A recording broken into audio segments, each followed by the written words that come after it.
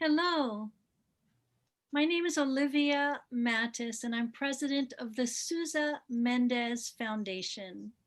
And it's my pleasure to welcome you to today's program.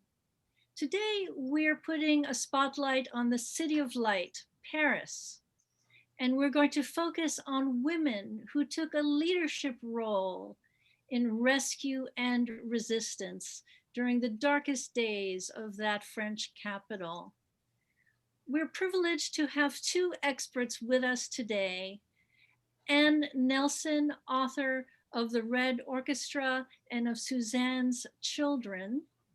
She'll introduce us to the figure of Suzanne Spaak, who was a true heroine, and she'll speak about others related to Suzanne's story, and she'll give us also the wider picture of resistance in Paris during those days.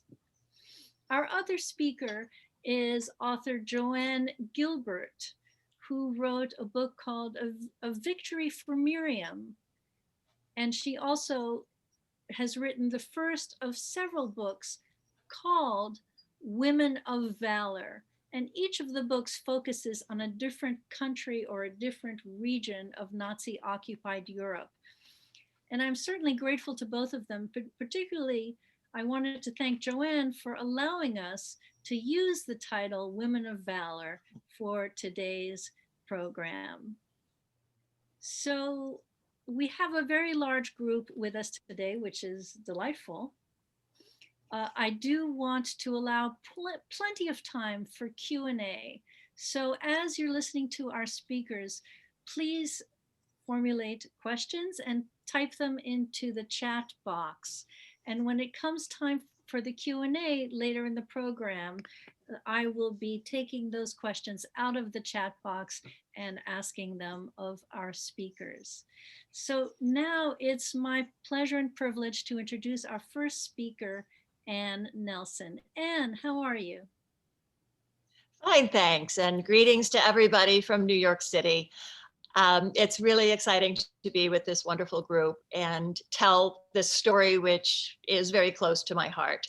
I wrote a book about the German resistance in Berlin that came out over 10 years ago. And when I was researching it, I found the picture of a woman that really haunted me, but I couldn't figure out exactly who she was.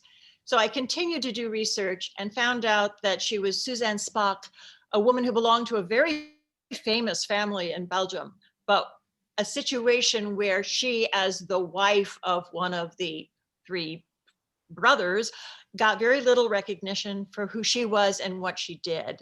So I followed the trail of her story, and it became a book called Suzanne's Children, A Daring Rescue in Nazi Paris. And I think that one thing that really moved me about it was that I had started my own career as a war correspondent in El Salvador and Guatemala and witnessed many human rights abuses and looked at who were the people who would get involved, the people who would do something when they saw injustice occur. And that's one reason that I recognized her and became so interested in how she lived out her life. I also going to talk a little bit about how this research unfolded and the interactions with the living witnesses who are still with us, and the way that we recuperate this very important history. So I will start now. So this is the woman whose haunting expression followed me around for several years. She was the daughter of a very wealthy man in Belgium, one of the wealthiest, but she was something of a rebel, a very sweet-faced rebel, and she got involved with groups of women in the 1920s who were feminists and were progressives. And some of the women in these groups were Jewish exiles and emigres from Eastern Europe. And she was very moved by the idea of equality and equal rights and refugees' rights and so on. So in some ways, she became a very modern woman. She fell in love with a man who was from Belgium's leading political family, Claude Spaak. And they married quite young at 20 and had a child.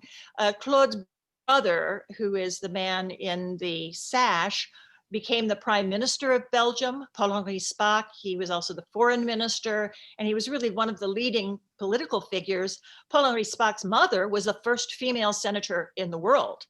And I think that Suzanne Spaak felt that marrying into this family might give her a way to express her political convictions, but instead the marriage failed partly because her husband moved his mistress into the home with the wife and the children, and that was very complicated.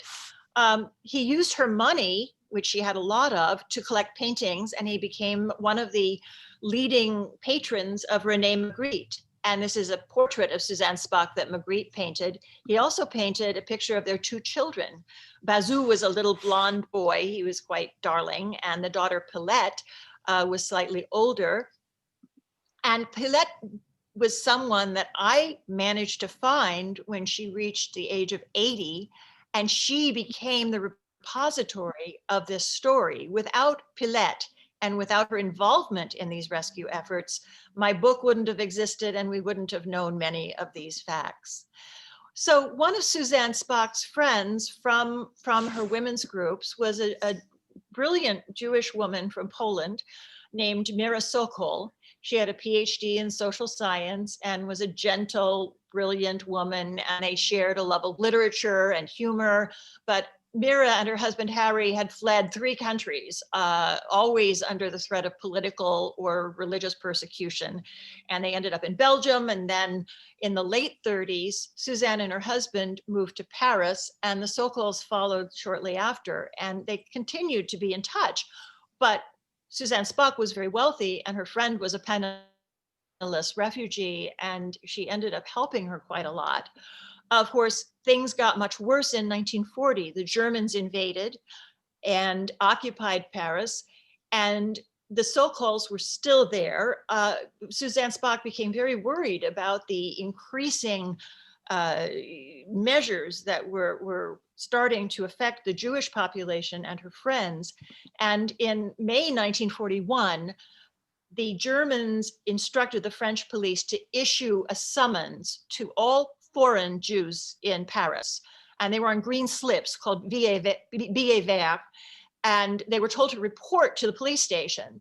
Now remember, at this point, less than 1% of the population in France was Jewish, and only half of that was immigrant Jews. Many of them had come from the former Austro-Hungarian Empire and were stateless. So they were undocumented immigrants, a very modern sounding term, and they were very vulnerable for that reason. So these were the people that were told to report to the police stations, but then rather than simply listing themselves on the roster, they found themselves under arrest for no reason. And one of these people was Mira Sokol's husband, Harry Sokol. So this really radicalized Suzanne Spaak. She felt it was quite unjust, quite reprehensible, and she ended up seeking out contacts of the Sokols who were in the Jewish neighborhoods of Paris. Now, I'm sure many of you have been to Paris. We're talking about the Marais, which is near the Louvre, just north of there. We're talking about République and the area around Sacré-Cœur and Montmartre. And so here was Suzanne Spaak, who was from the wealthiest areas of Brussels and Paris, seeking out people who had really come to Paris with very few resources. And she presented herself to them and said, I want to help. And they looked at her skeptically as this fine lady and said, what can you do? And she said, well, I'll do anything you give me. And they said, could you type? She said, well, I'll learn. So she ended up typing.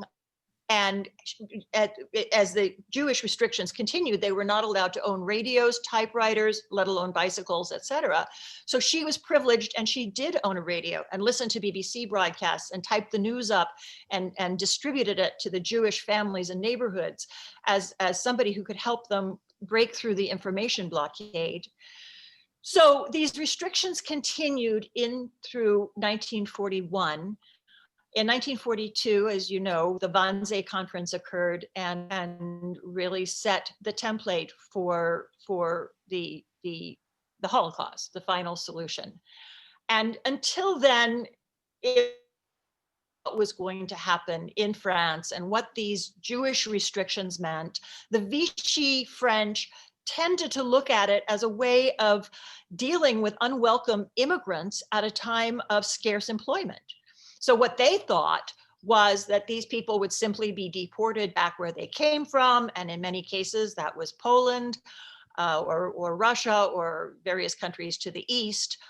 And in March 1942, just 2 months after the Wannsee Conference, the first convoy of 4,000 immigrant Jews left the camp at Drancy, and they were told that they were going to be going to do work in the forests of the Ardennes. That's what everyone thought, including the people who got on the trains. And by the way, the first convoy left with them sitting in seats, in passenger seats. So it was really quite covered up. And of course, not only was this first convoy sent to Auschwitz, really only a handful of the people on it survived to the end of the war. And at the same time, Mira and Harry Sokol were desperate to find a way to survive. And the way that they did this was to offer themselves to the Soviets to be part of the intelligence apparatus. But unfortunately, they were captured by the Germans in June of 1942. They were arrested and they disappeared into the nightmare of the German camps. So again, Suzanne Spaak was even more radicalized when her friends were disappeared by the Germans. And she stepped up her involvement with the Jewish resistance. Now, she was the only non-Jewish leader in these groups. There was one called Solidarité, which expanded into something called the Movement Against Racism, which was especially for non-Jewish supporters of the Jewish resistance. One of the leaders in both cases was Adam Reisky, a very prominent Jewish journalist. And he was involved in both rescue operations and militant operations, and some of the attacks that the Jewish resistance made against German officers in Paris. Another person was Sophie Schwartz. Now, she had run daycare centers in the Jewish neighborhoods before the war and was a very hearty, good-natured woman. People really adored her. And she came to work very closely with Suzanne Spaak as a partner in these operations. So it appeared that these men were being recruited to go work in forests and factories in Germany and on farms to replace the soldiers who had been drafted.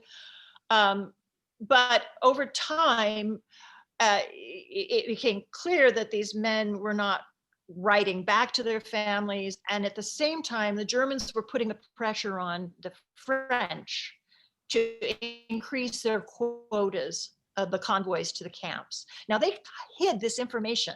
They actually forbade the French press to even use the term deport or to the east, because they were so intent on the French not knowing what was going on with the camps at this point.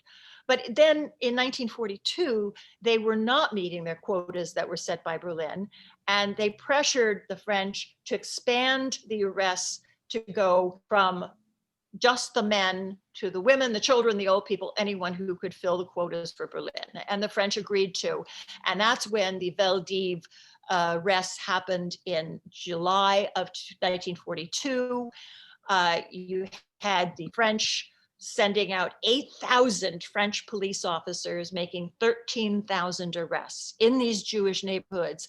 And rather than having these men who could credibly be working in factories and farms, you had young children, you had babies being arrested door to door in the middle of these neighborhoods. And this caused a great shock because, of course, it tore the veil off of this myth that they were all going to do work details like the POWs. So again, this caused a difference in the French understanding of the deportations. A third of the women, of the people who were arrested at the Veldiv were working age men, but a third of them were children. Now, you also had these children whose parents were arrested, and they were left at loose ends. Maybe some of them had relatives who could take care of them. Many of them were just kind of left stranded. And one of the families that was involved in this, where both parents were arrested and deported, was the Dasa family. They were Greek from what was then Salonika and now Thessaloniki. They were Sephardim Jews. And so both parents were deported. The children were left stranded. And what was done in this case was that they would be sent to orphanages that were warehousing children while they waited to figure out what to do with them. And many of them had been Rothschild charities. Now, I want you to look especially at the youngest child in this picture, the little boy in the middle. That's Sami Dasa, and you'll hear more about him. These children were sent into these holding pens. These orphanages had horrible conditions. They were malnourished. They had all kinds of parasites. There weren't enough parents. And I've interviewed children who are now elderly people who were children in these settings. And it was just truly a nightmare. And of course, they were all traumatized from losing their parents. And there was just nothing like adequate provisions to keep them healthy and well. So one of these Rothschild orphanages was at 9 Rue Guy Patin, which is north of central Paris. Another one was at a facility called the Rothschild Shelter, or Asile de Nuit, which was kind of a homeless shelter, mostly for elderly Jewish men. And it was also a creche. And they just filled these places with hundreds of really suffering children. And they were held there while they waited to figure out what to do with them. And the deportations halted between November and January from 1942 to 1943 because the trains were needed on the Soviet front. Then they resumed again. Berlin was calling for the quotas to be filled. And on this nightmarish day in February 9th, the French police went to the facility on Rue Guy Patin. They arrested a group of children. They included these 2 children from Belgium. And within a couple of days, they were sent to Drancy and then to Auschwitz, where they were killed. Suzanne Spaak learned of this and was absolutely outraged and moved to action. Through her underground network of sources, they found out that on the days of the February 9th, 11th, and 13th, there had been 3 convoys leaving France for Auschwitz, including 460 children.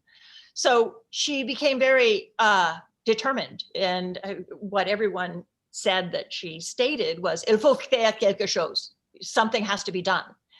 And it was at that point that she organized what was called le kidnapping from the Rothschild orphanages.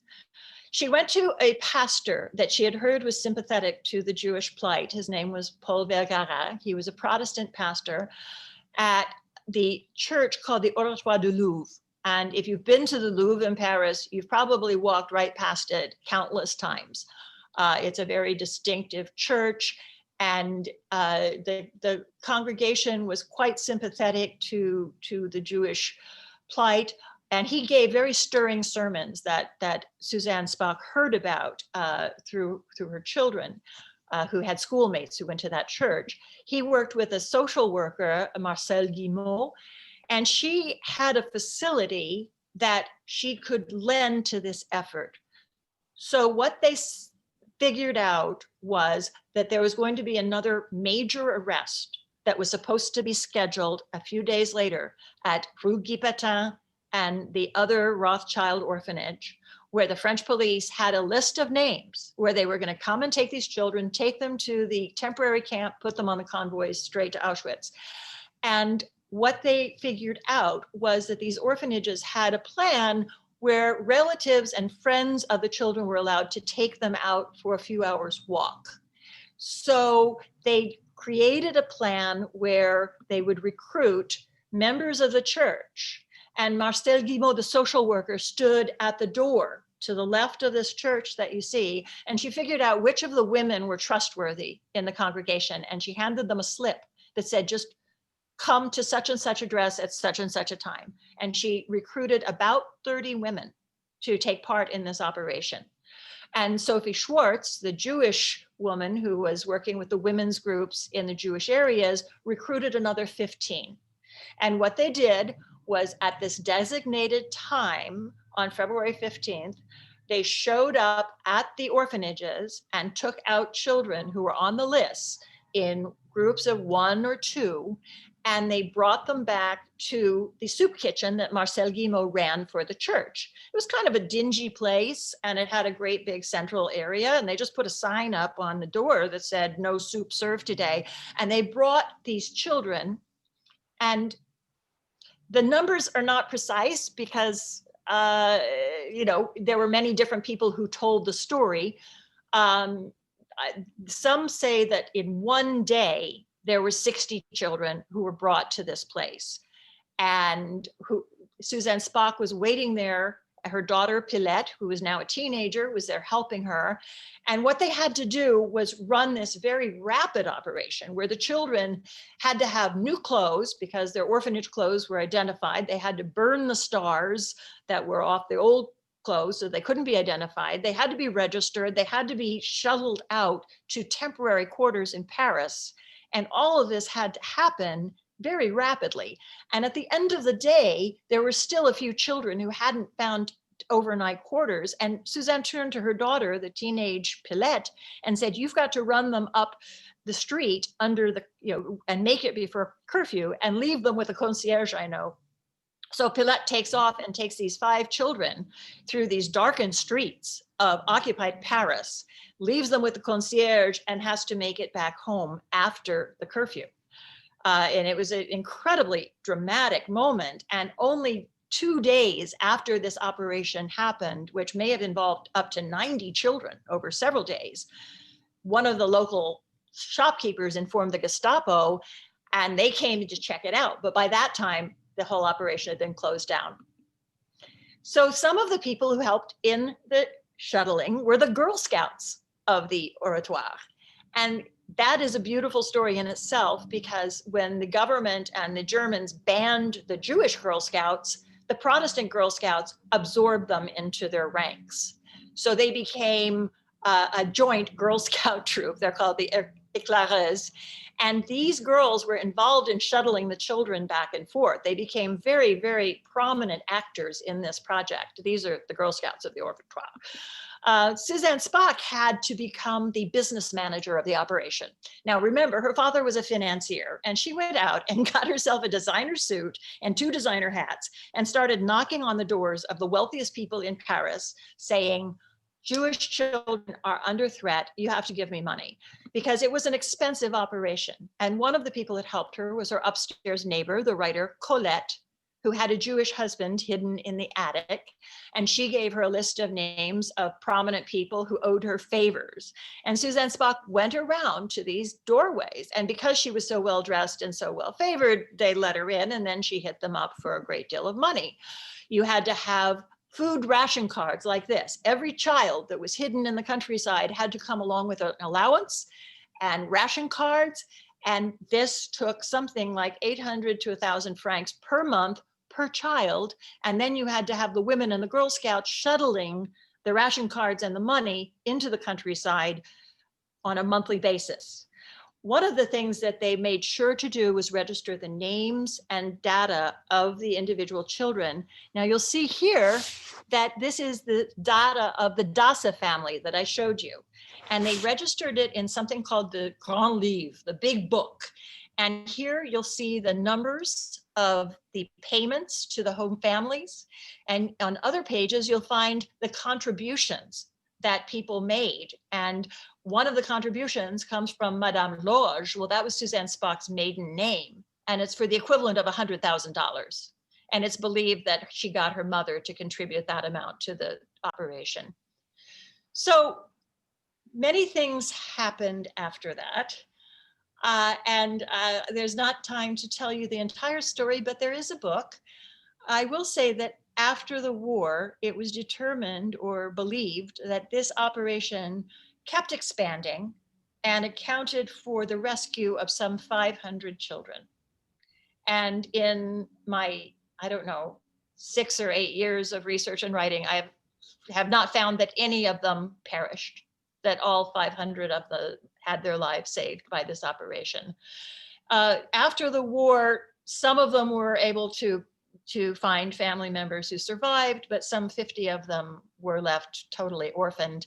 And they found a villa north of Paris that had been used by German officers during the occupation, and it was given to them as an orphanage for these children, and they called it Renouveau, the renovating home.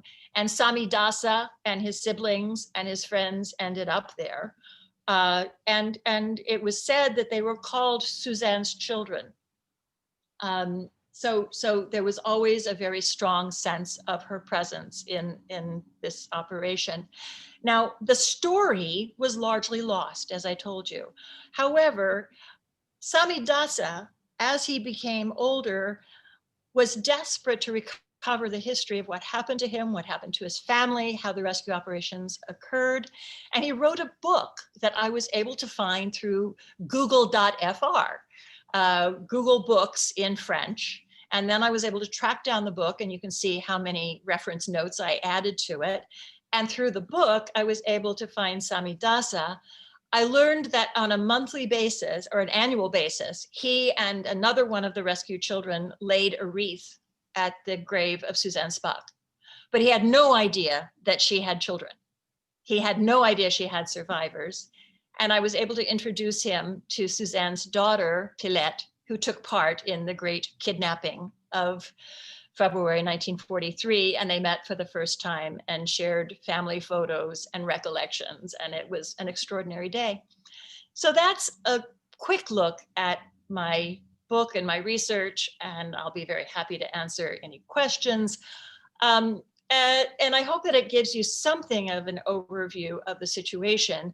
I want to add that there is a very subtle tension, sometimes not so subtle, in France, because people have a suspicion, but they don't articulate it very much, that Vichy protected the French Jews who had been in France for several generations, who spoke French, who were totally assimilated.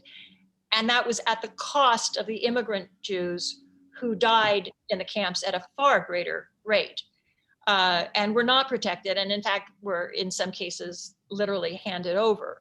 So it's a delicate point, and I think that sometimes people like me and Joanne come from the outside and see it in a different context than the French themselves do. So yes, I think that is a broader vision, and now Joanne Gilbert will give you some perspectives on one of these truly extraordinary Jewish women who participated in these operations from her side. Thank you, Anne. It's a pleasure to be able to co-present with you today on this very important topic. As a very young baby boomer growing up in a Jewish suburb of Detroit, I was transfixed and haunted by the stories I heard from Holocaust survivors. And I always wondered, but I didn't ask, if they fought. Did they fight back? And I also listened to my grandmother's stories about our family that was murdered in Vilna. And I asked her, what happened to them? Did they fight? She didn't know. When I got older in the 70s with the blossoming women's movement, I was particularly interested to find out if the women during the Shoah or the Holocaust actually fought. That theme had never left me. It wasn't until 2010, when I retired from a 40-year career in education, that I was finally able to search for the answers to those questions. And search I did throughout the United States and Canada and Europe. And what I found were that, yes, the women fought, and I was able to find elderly women who, as girls and young teenagers, actually fought fiercely and successfully against the Third Reich. I became extremely interested in their stories because they survived. They weren't martyrs, and no one had ever heard their stories. One of those women in particular was Frida Wattenberg in Paris, and I was able to meet Frida in 2012. And in my research, I was so struck by the fact that so many of the people in Paris in particular, had run across the same other people, even though they had nothing in common. For instance, Frida had nothing in common with Suzanne Spaak. Frida was a very poor Jewish girl whose parents had been Polish, and she lived in the Marais in a very tiny apartment. They had nothing in common except their commitment to save Jewish children. Frida joined many social groups and Zionist groups as a teenager, and conveniently, once the occupation started, those groups were able to transform themselves into resistance groups, which she became very active in. Frida grew up in the Marais, the Jewish district, and that's where she committed as many resistance actions as she could. The thing about these two women is that despite their differences, they both ended up sharing the goal and the success of saving hundreds of Jewish lives. Here we see a slide of Frida as a high schooler and as an older woman in front of the French flag, and in the center is the proclamation from June 18th, 1940, Charles de Gaulle's call to arms for the French people not to despair at the German occupation. He said that the Allies would be joining them soon and they would vanquish the Nazis. Next. I met Frida for the first time at the Musée de la Shoah, the Holocaust Museum in Paris. In the foreground, you see a metal cylinder, and it is evocative of the chimneys of the death camps. I was afraid that Frida and I wouldn't recognize each other, even though we'd exchanged pictures. So I came early and I sat on a bench in a very crowded, noisy lobby of the museum. I looked up when there was a sudden hush, and it seemed that everybody in the lobby was turning to the entrance door. When it opened, as if on a sunbeam, Frida Wattenberg walked in, regal and humble at the same time. Everyone's face lit up. It was clear that they revered her. She made a beeline for me. I didn't have to worry that she wouldn't recognize me because I was the only one in the room that she hadn't already met. Frida took me on a tour of the museum, and we spent hours that afternoon in the research archive looking through volumes of documents and images and putting sticky notes on the pages that related to Frida's work saving children during the resistance. Next. It was very difficult for me to keep up with Frida, even though she was in her 80s and I was about 20 years younger. And finally, she let me have lunch and rest in a kosher style deli. And afterwards, we resumed the tour, stopping in front of a door to an apartment building. It turned out that this was the apartment building that she and her mother, Alta, and brother Maurice had lived in when they lived in the Marais. And it would figure prominently in the Veldiv roundup, which Suzanne mentioned earlier. Next. One of the organizations that Frida belonged to was called OZ, the Oeuvre de Secours aux Enfants, and it was a large network of orphanages and schools and groups of people that were taking care of orphans, refugee children, and hidden children. You can see in this picture where she's in the middle of two of her friends that two of them are wearing yellow stars and the third one wasn't. I was curious about where the other one had put her star, but Frida wasn't able to tell me. Next. Here's another activity that Frida was involved with almost on a daily basis. She was very physically active and she enjoyed taking Jewish kids from OZ on hikes and swimming. She also conducted little theatricals and art projects for them. They understood the importance of physical fitness and keeping the kids' morale high so that they wouldn't despair. Some of the other activities that Frida was involved in while she was still in high school was listening to Charles de Gaulle's broadcasts from London, urging everyone to not give up hope. After the broadcasts were over, she would pick up piles of flyers to take to her school and stuff in the pockets of other students' overcoats. And she also would sneak in after hours and put posters of de Gaulle up in various classrooms and in the hallway. Next. As bad as life was for Jews in Paris, it would take a severe turn for the worst in the summer of 1942. As Suzanne mentioned, the Velodrome d'Hiver, which was a winter bicycling stadium. It was very popular and it was very beautiful. It had a glass roof that allowed the sun to warm the crowds in the wintertime. And they held athletic events there as well as bicycling events. The capacity of the Vel d'Hiv, as it's known, was 5,000. Next. The other transit camp was Drancy. Drancy was a suburb of Paris.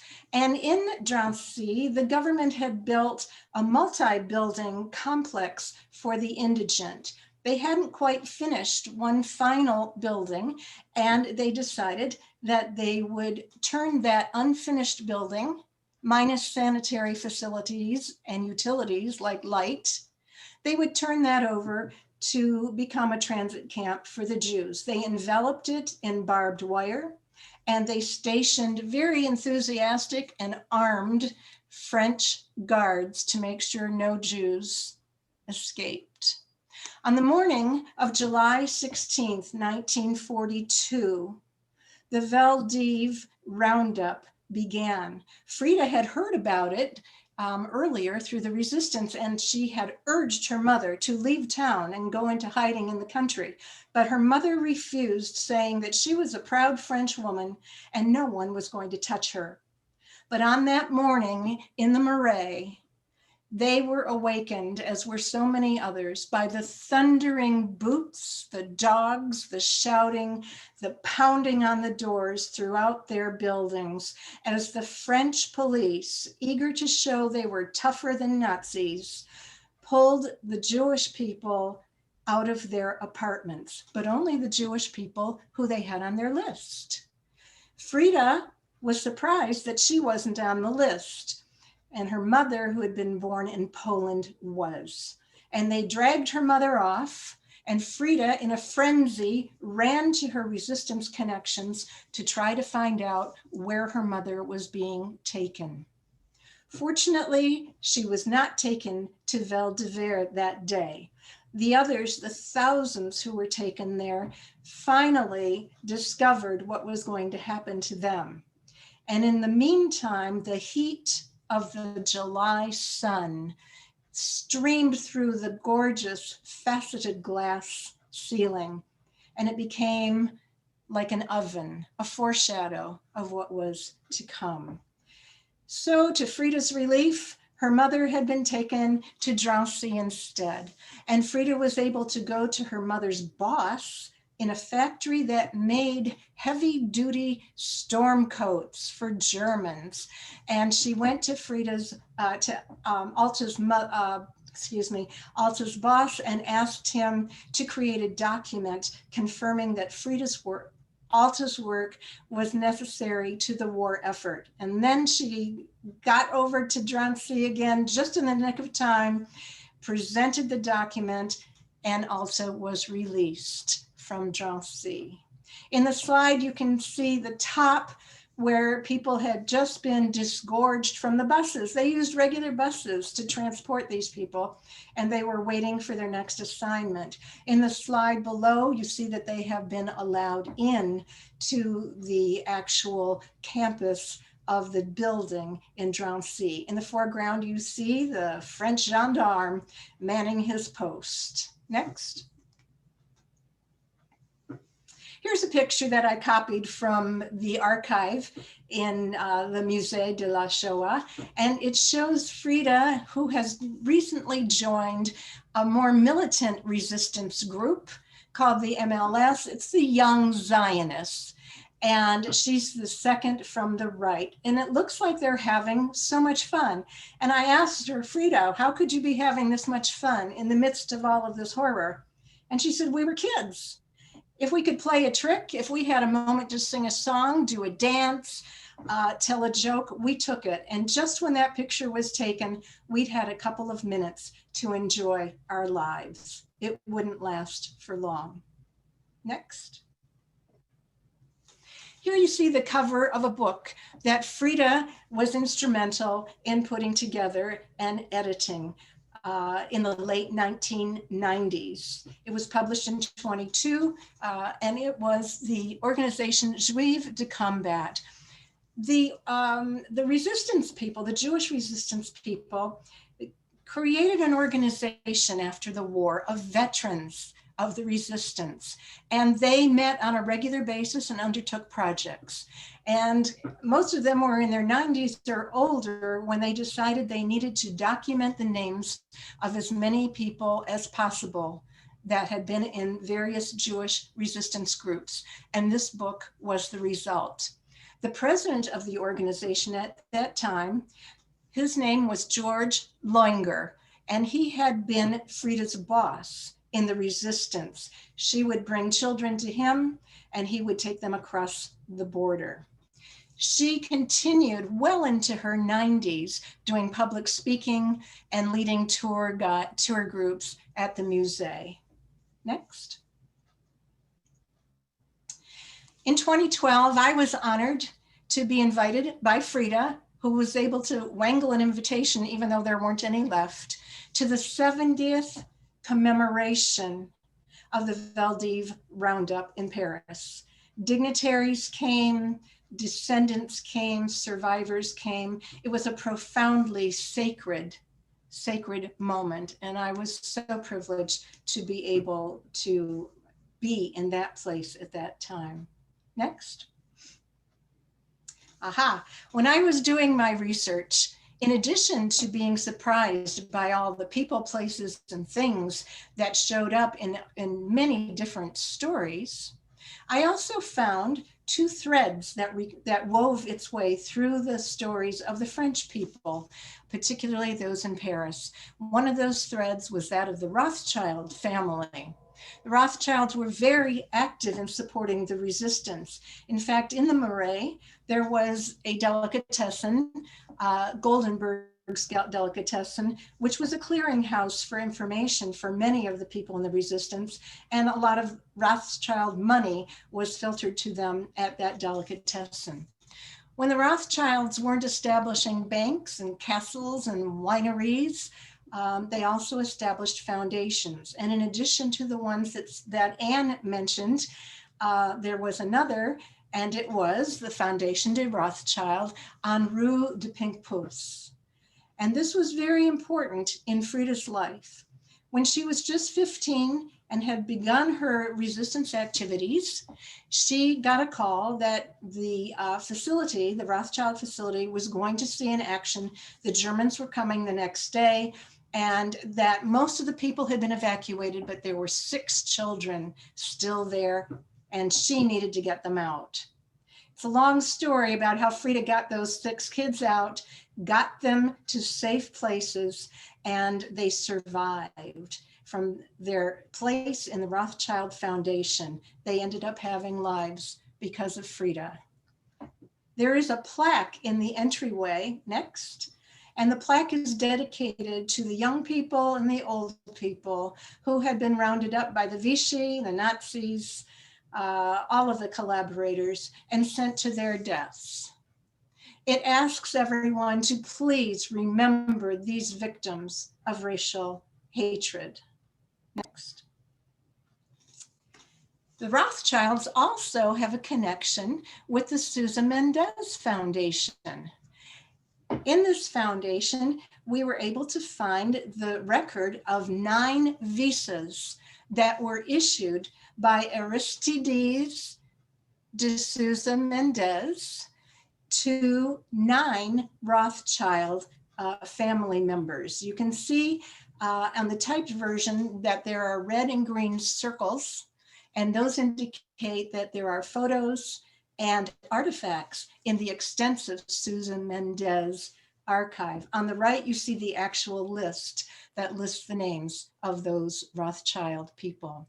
It's important to know that while we have heard of Schindler, who saved about 1,200, 1,500 Jews by having them work at necessary labor in his factories, that Souza Mendez, who many people hadn't heard of until more recently, saved 10,000 Jews by working around the clock from his position as Consul General of Portugal at his office in Bordeaux. He stayed up night and day writing visas for these people to escape. The Rothschilds were among them. Next. Here I am with Frida on my final visit to her in 2018. I hadn't heard from her in a while and was very nervous because we generally emailed in English quite often. So I contacted her son in Paris and I said, I'm afraid, what's happened to Frida? And he said, she's had a series of strokes and she's wheelchair bound and she had to give up her apartment and move into senior housing. And guess what senior housing she had to move into? The Rothschild Foundation, where she had saved those 6 kids, had been turned into a senior citizen's home, and that's where she was then living. No one in the home knew who she was or what her history was. He told me that she probably wouldn't be able to speak English to me, and she might not even recognize me, and so my feelings shouldn't be hurt. So I blew up some pictures of her and me on some of our adventures and sent them to him for him to take and show her and maybe jog her memory. When I arrived at her room in the Rothschild Foundation, she looked up, her face lit up, and she said, "You came back, you didn't forget me," in English. And she reached out for another huge hug. We chatted for a while, and then she whipped out an invitation. She said, "There's something I need you to do for me." And so I said, "Of course, anything." And she said, "George Loinger, who had been my boss in the resistance, is turning 108. Tomorrow is his celebration. I can't go, I'm stuck here, I'm in a wheelchair and I have to miss it, but I want you to go for me." And I said, "Frida, it's not appropriate for me to go to something like that. There'll be dignitaries and descendants and important people." And she said, "You're important because you're going to be writing our story for Americans." So I said, "Okay, but if I'm going to go, you have to go too." And then she said, "How can I go? They won't let me out." And I said, "You're Frida Wattenberg. Nobody can stop you." And I immediately called my friend Karen Reb-Rudel, who was the founder of Paris Walking Tours, Sight Seeker's Delight. And I said, "Karen, we have to pull a caper tomorrow. We're going to bust Frida out of this joint." And we called her son and told her what we were going to do, and he was all for it. So the next day, in a thunderous Shakespearean storm, we were able to get Frida out. Nobody even checked what we were doing. And we got her to George Loinger's 108th birthday party. Next. And here you can see 2 slides of that event. On the top, you can see me with George holding on to me with 2 hands. We just met 10 minutes before, but apparently he still had an eye for the ladies. And I said, "George, I shouldn't sit here. There's media, there's photographers, you need important people." And he said, "You're important, you stay here with me," in English. And so I stayed there with him, and people kept bringing Frida food. They were so thrilled to see her. If you look on the bookshelf above George's head, you will see a photo of George and his cousin, Marcel Marceau, who was also extremely prominent in the Jewish resistance saving children. In the lower photo, you see George has taken off his suit jacket and gotten comfortable and is sharing a joke with Karen Rebrudel, who was able to speak French to him. Sadly, George passed away in December 2018, but his friends and relatives that I had been in touch with assured me that having Frida come to his celebration was the highlight of his day, and Frida never forgot. I sent her photos of the event so that we could talk about it when we met again. Sadly, that was not to be. This amazing woman who survived the Nazis, the Vichy, the French collaborators, who did amazing things, succumbed this last April 3rd, 2020 to COVID. And I am hoping that somewhere she knows that I am carrying her story forward. Next.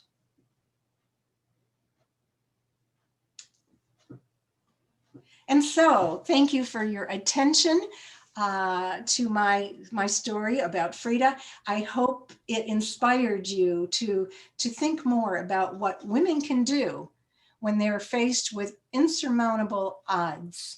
There were so many of them that did so much that no one's ever heard of. If you are in fact interested in women of valor, women who successfully, fiercely defied the Nazis and survived, please consider my first book, Women of Valor, Polish Jewish Resistor to the Third Reich, or my second book, A Victory for Miriam, the little Jewish girl who defied the Nazis.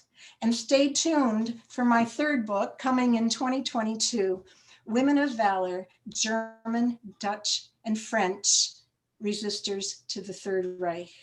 I would like to give a thank you, a special thank you to Stephanie Paul in London, who is a tour guide par excellence when those things are allowed in Paris, who helped me with research and translations. To my friend Ramonde Fiol, who was a hidden child in Paris.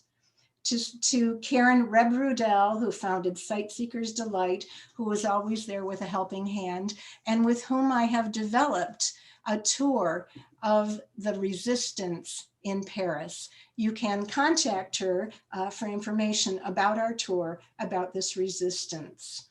Special thanks to Olivia and to Matt, the tech guy who made it all possible. And now I'm going to turn it over to Olivia. Thank you. Thank you. Thank you to our two wonderful speakers.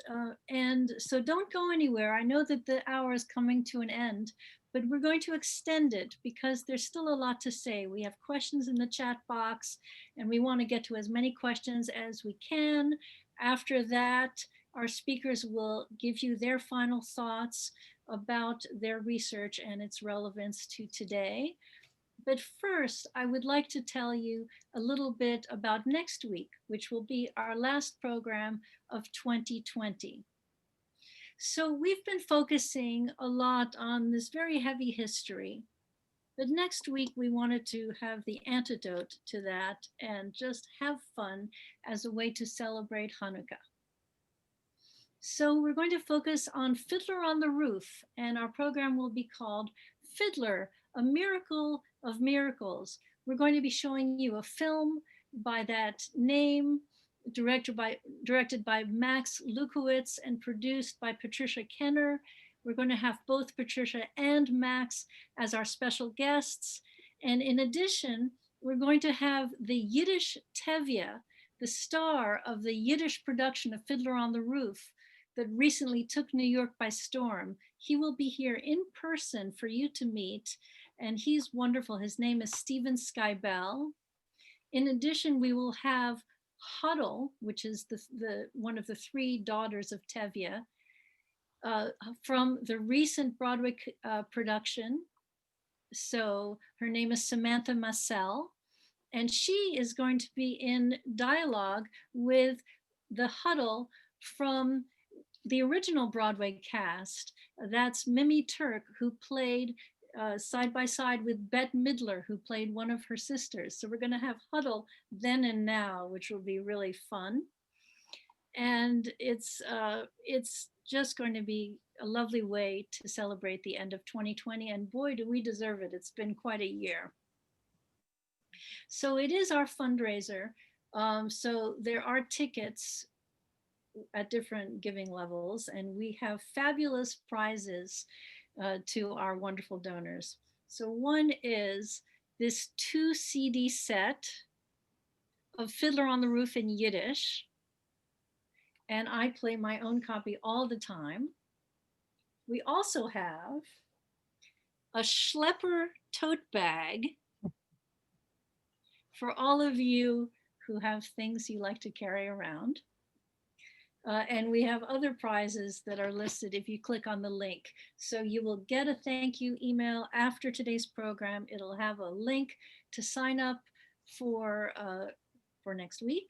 And we hope that everyone will. We have a Zoom account that can handle 1,000 people. So we want to fill it for this last program of the year. We did pretty well today. We had 545 people at the height of today's program. So now I would like, let's see. Let's play a little clip from that film just to entice you a little bit more. Then we will get to our Q&A and then final thoughts from our speakers.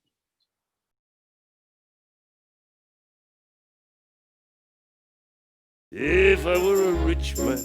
The very first review from Variety, there are no memorable songs in this musical. All day long and People were crying in the dressing room. I remember thinking, oh God, I'm gonna be out of work in a couple of months. Someone sent me a book by Shalom Aleichem, and we thought there's a musical in it. You want to do a musical about a bunch of old Jews in Russia going through a pogrom? I mean, what, are you out of your mind? I said Jerry Robbins should do it. What Jerry did with West Side Story was a huge accomplishment. Jerry is the only genius I've ever met. I was trying to realize what Shalom Aleichem had written, but inevitably, what was happening in the world had to affect the way I felt and the way I thought.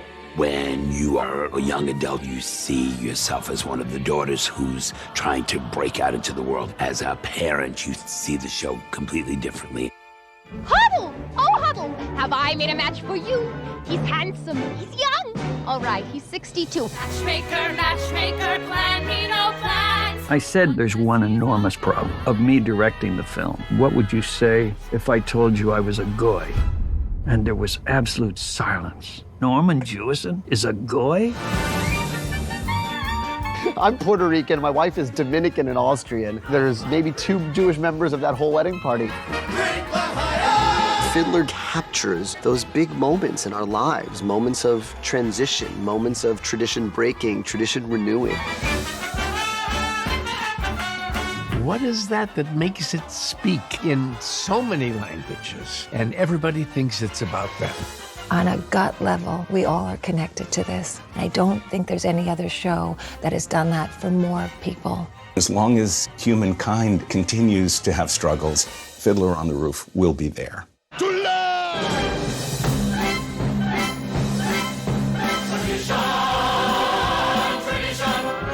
Tradition!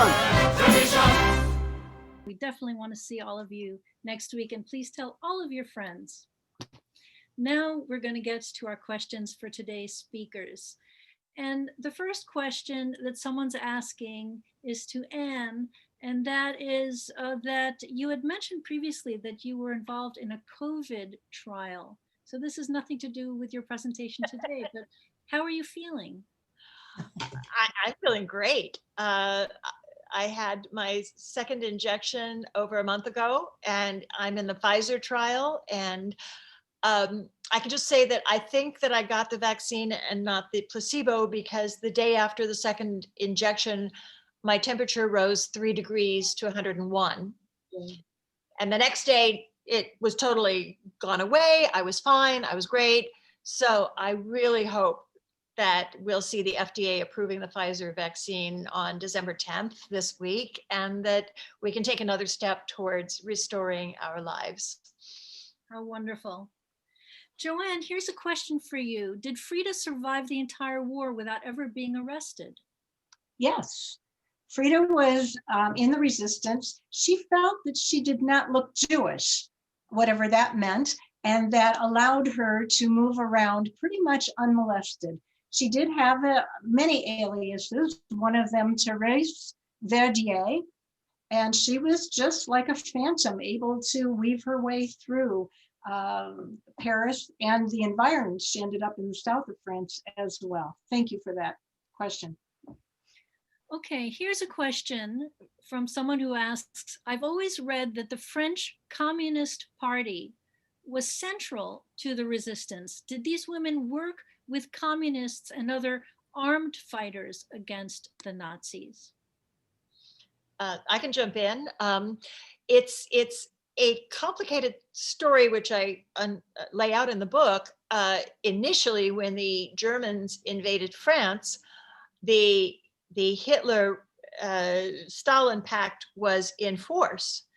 So the French Communist Party was split, and the traditional French Communist Party was still pro-Soviet, and so they had an accommodation with the Germans.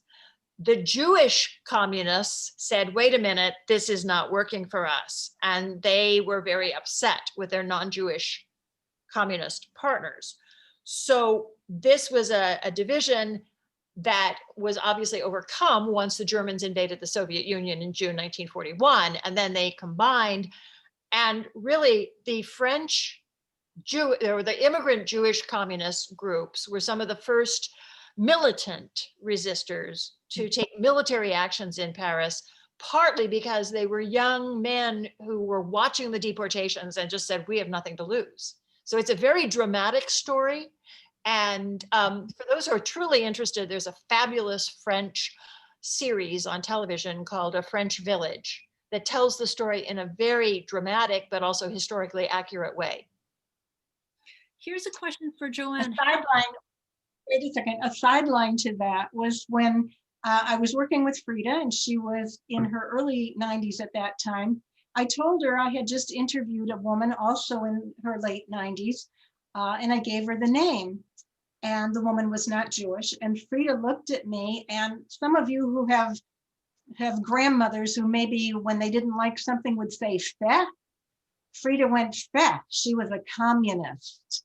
So the Jewish resistors in Frida's group were very conscious of the communists and didn't like them very much. Some of the communists were very violent, and they killed a lot of Germans. And every time there were horrific repercussions where French Jews were then killed. So again, as Anne said, it is complicated.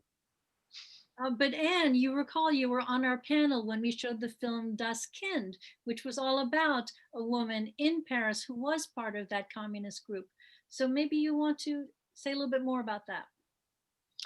Yeah, from what I could tell in the research, the Jewish community in Paris was quite divided. There were people who were very religiously observant and Orthodox, and they were tight-knit. And then you had the less observant communists, and a lot of them were trade unionists, organized through their own division of the trade unions, and they tended towards the communists.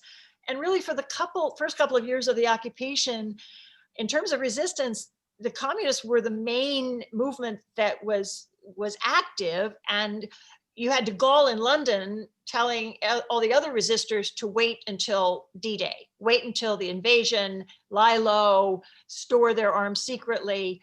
So one thing that I really resent is that once you had the liberation of Paris, de Gaulle gets up, takes all the glory, all the oxygen, and says, we were the resistance. We're not going to talk about Jews. The communists didn't exist.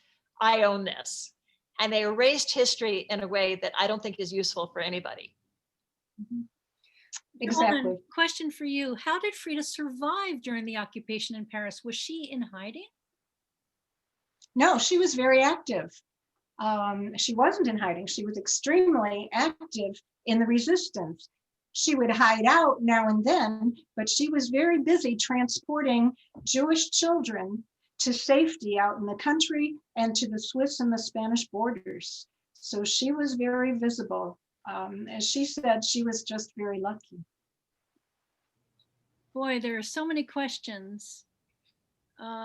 Let's see, people are loving your presentations, and I'm just so in awe of what you've just done. Could I just make a note about the hiding question? One of the things that Suzanne did was manufacture large numbers of fake documents. So the Jews had to have a special mark on their identity cards, and they managed to create all of these fraudulent non-Jewish identity cards.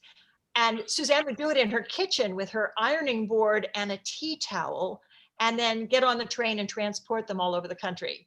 So that was a big part of people not being detected. Now, Anne, there was a question in the chat box that you've already responded to in the chat box, but perhaps you can also respond verbally.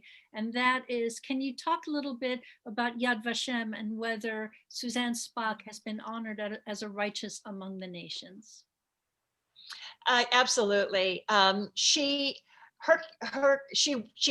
did die during the occupation, and if you want to know more, there's a book. And her brother-in-law, who was the Prime Minister of Belgium, went to Israel on a state visit, and her case was brought up when he visited Yad Vashem. And so she was recognized as one of the righteous relatively early. Now, what's extraordinary is that some 14 members that I could count of her rescue network are also recognized as righteous. And I was there a year ago in Jerusalem and was able to visit, and I think I saw maybe 10 or 12 of the names that I could find on the wall. But 14 in one network is amazing. And the thing that struck me when I was working on the book is that there had never been even an article about Suzanne Spaak or this network, much less a book in any language before mine. So they were pretty much erased, and recuperating this history is just so important to me. Now, Anne, someone is asking what happened to Suzanne Spaak after the war. So can you just explain how it is that she died? Yes, I will.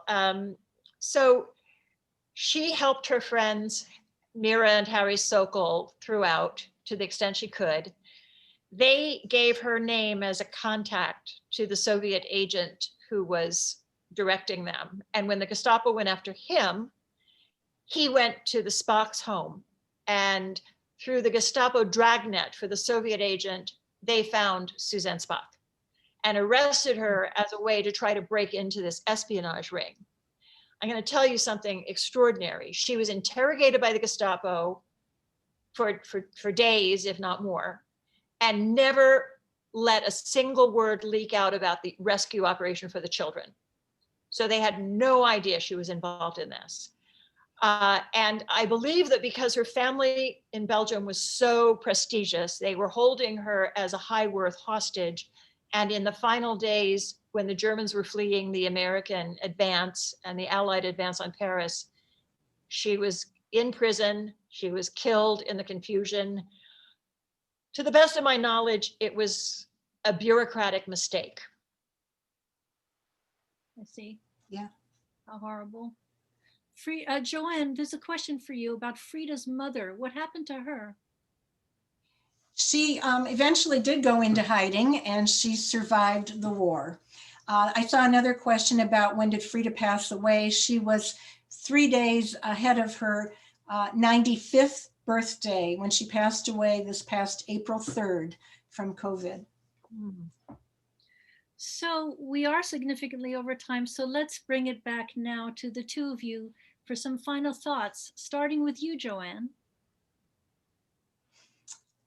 This has been a wonderful, wonderful event for me to be able to share Frida's story and especially to interact with you, Olivia and Anne, and get the feeling that this is important work.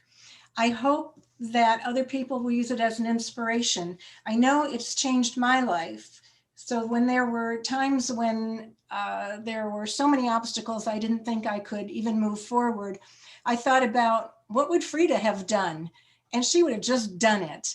And I have tried to take on that. So I share that with our audience. Right now, we're going through terrible times, and most of us are just determined to do what we have to do to get through it and help others along the way. So thank you for tuning in and sharing in our stories today.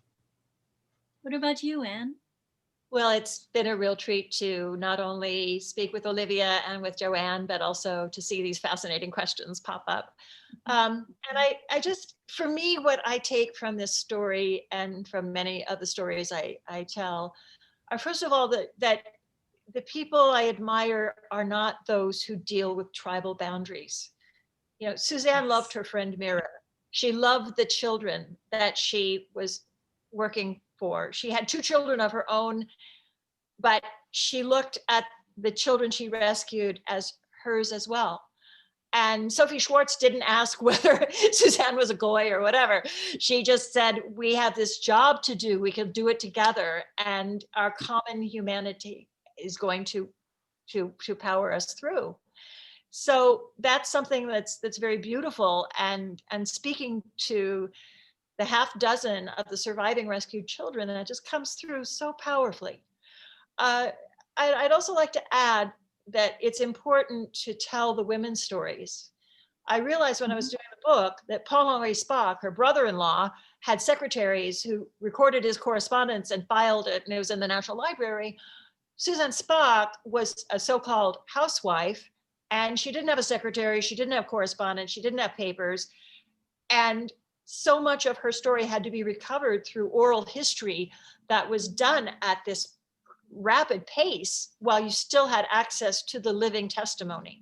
So I hope to do more of this kind of work, and I'm very grateful for everyone who contributes to it. And I'd like to say something about the importance of memory, keeping alive these important stories and telling and retelling them. And I would like to particularly recognize today's 2 speakers, Anne Nelson and JOANNE Gilbert, who are themselves women of valor, who are keeping these stories alive and bringing them to the world. And I'm so grateful to both of you. So thank you to the 2 of you. Thank you to our panelists, to our audience today, and have a beautiful rest of your day. And we hope to see you for our last program next week for Fiddler on the Roof. So enjoy the rest of your day. Bye-bye.